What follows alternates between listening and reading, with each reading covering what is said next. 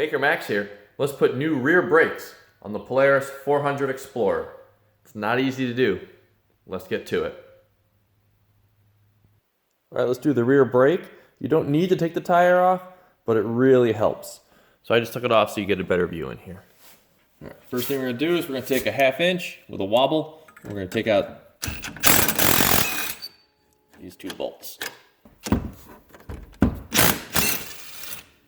There's also a cotter pin down here connected to your foot brake, so we need to take that out.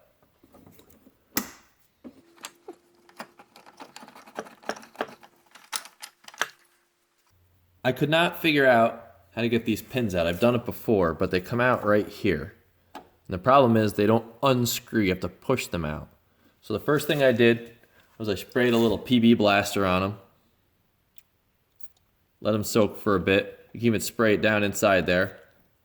Let it soak for a little bit. What you want to do is you want to push the piston, push that piston back in. You might have to move this lever. And you see the piston coming out when I move the lever. Then you can use a screwdriver, push against the pads, and push that piston back in. It might take a few manipulations of pushing on the lever and screwdrivering it to get that to go in. That's about as far as it'll go. It sticks out about 1/8 of an inch. Now to get the pins out. This is really hard. You can get a pair of needle nose vice grips, and you can reach in there and grab the pins and lock on them and turn them. I can't find mine, so what you can do, and this may or may not work, is we're going to slide the shoes over to one side. So we got the brake pads over on one side. Now we're going to try and kink the brake pad, kink it so it locks in on the pin, and then the brake pad actually ends up pushing the pin out the end. So right now these are even. Let's see if we can get one of them to come out a little bit. We're going to wedge this in there. All right, that time the pin really came out pretty far. Let's see this one right here. See how far out that's sticking? Now we can put a pair of vice grips on the end and twist it. Once you get it twisted, then it should come out. There we go. That's one. All right, we need to get the other side. That makes it easier because now we can bring this over here. You can just hold it and wedge it like that. We can get the other side going. Now, to be honest, I already did this off camera, so that made it a lot easier to do it the second time. But I definitely had to fight. Oops. Definitely had to fight with this quite a bit to get it to happen. All right, so take your time. If this method with the screwdriver doesn't work, you could try getting a pair of needle nose vice grips.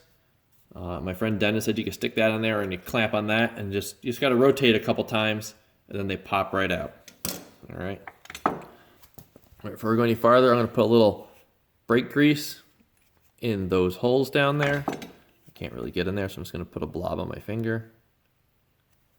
I'm going to put that in the bottom of each one of those holes in there so it comes apart a little easier next time.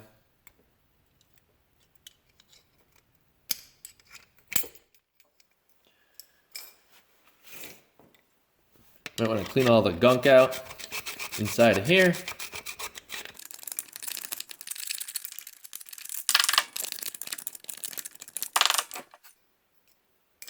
You can put this spring back in.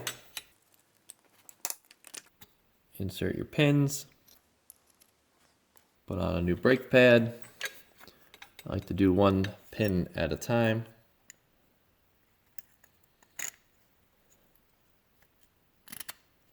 Let's insert the other one. I'm just going to put a little bit of brake grease on the end of these. So when they go in, hopefully they come back out a little nicer. Wiggle this back onto your brake disc.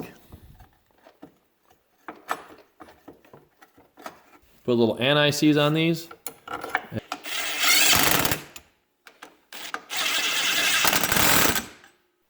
Don't forget to hook your emergency brake back up. Okay, and you'll be good to go.